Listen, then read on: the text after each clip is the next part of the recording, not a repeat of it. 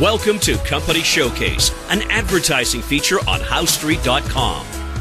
I'm Jim Goddard. I'm speaking with Larry Reaugh, CEO and President of American Manganese. Welcome back to Company Showcase, Larry. Jim, glad to be here. Larry, you put out a news release this week. What can you tell us about it?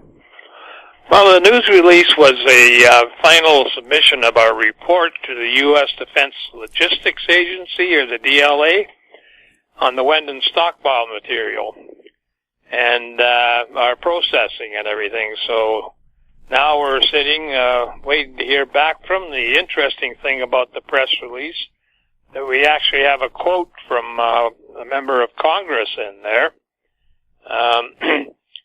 Congressman Paul Gosar. He's a Republican in Arizona, and he's strongly behind and moving this process with American Manganese forward. And it's good to have friends, in high places when it comes to continuing our work. The DLA gave us a grant to do the first work. Now we'll be seeking a second grant to do the next step. So it's something that the U.S. needs, and it's something that they have to address pretty soon.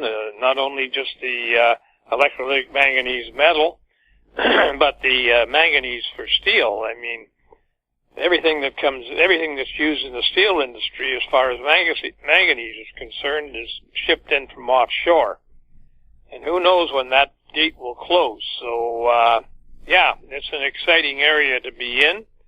This is how we started out with our recycling, was looking at the patents on the process to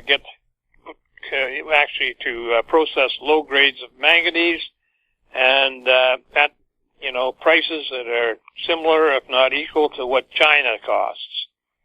And the only problem is that China controls about 97 or 98% of electrolytic manganese in the world, and they use a process that incorporates the use of selenium, which is banned in all the countries in the world, and yet everybody has to use that product because there's no place else to get it aside from South Africa, who charges a premium for their electrolytic manganese metal, and I don't think the premium is high enough. They should be getting more.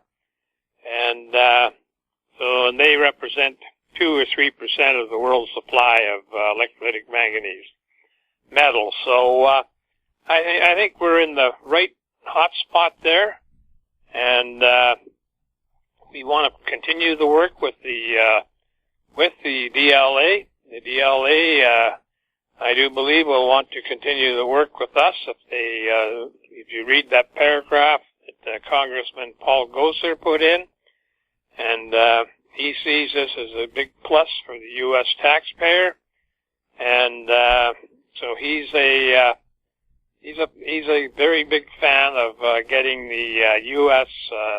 independency from having to import manganese. So my favorite saying is, if you don't have manganese, you can't make steel, and if you can't make steel, the world stops. 90% of manganese is used in the steel industry, and so you can see that potentially could be a very bad situation for the U.S. if those doors are to close. And they can go south for some manganese, but it doesn't mean that that's an easy entry either, because there's a lot of hostility between the South America and the U.S. So, and Canada also has no production of manganese. So it's a dicey position. It certainly is a position that we created for ourselves going back as far as 2007. And now we're going to reap the rewards of our hard work and our big expenditures. We were looking at bringing the artillery peak area into production, and the price of manganese fell out of bed. As I said, China controls the electrolytic manganese metal market, and they overproduced, and of course the prices had to go down. So a lot of companies basically shut down their production during up to 2016, 17, and dried up some of the supply, but it's still a lot there. It's obvious that that's going to remain the same because that's a big hold over the U.S. that China has. So I'd like people to think about that.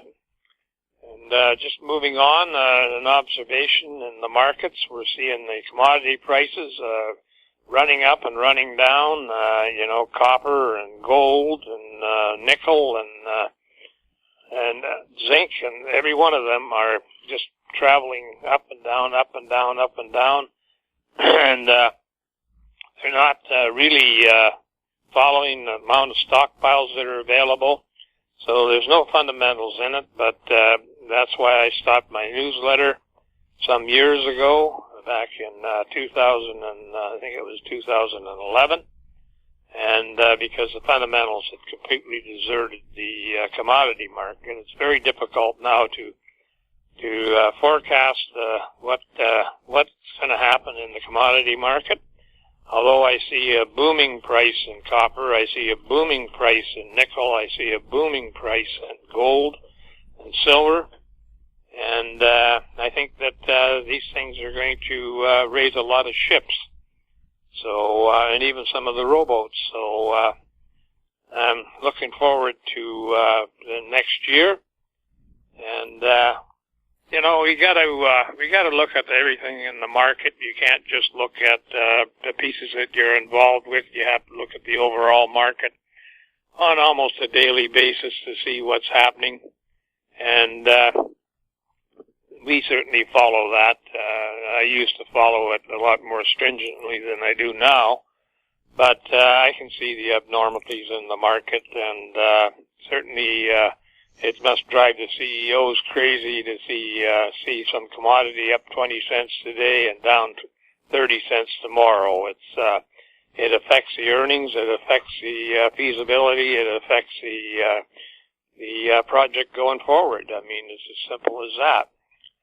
And so these are situations that we have to keep the eye on. We're looking at a metal now that has run up to $2,300 a ton, and we're checking our rare earth property to see if we have an abundant supply, and that could possibly be. So that's just one of the things we're looking at, and aside from our major effort on the recycling of lithium-ion batteries, and secondly, the manganese production of the Wenden stockpile. And that's a strategic stockpile in the U.S., and certainly working for the DLA, the old Department of Defense, is a big feather in our cap. So I wish everybody a great weekend, and I'm looking forward to resting up and moving on next week. And that's pretty much my podcast for today. So that's all I can talk about right now, Jim. Larry, for people who aren't familiar with American Manganese, what does the company do? American Manganese is a critical metals company, and it is certainly in the right area and quite a few commodities out there.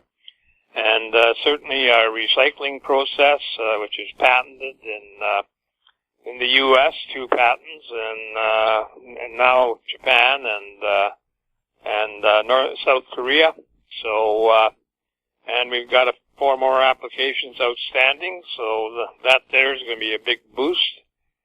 We get a lot of attention from the OEMs on our process. We do a lot of testing, which has cost us hundreds of thousands of dollars. And but if we want to sell our product, we have to do the testing, and we've announced the results, and they've always been stellar. So all we can do is move on.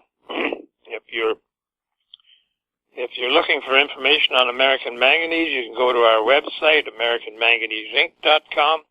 I know not enough people go there because I get questions every day on stuff that we just answered a week before. And, we try to keep a transparent site so that people can take their time and look through our site and do their due diligence and see the company is very transparent. The company is traded on the Toronto Venture Exchange under the symbol AMY.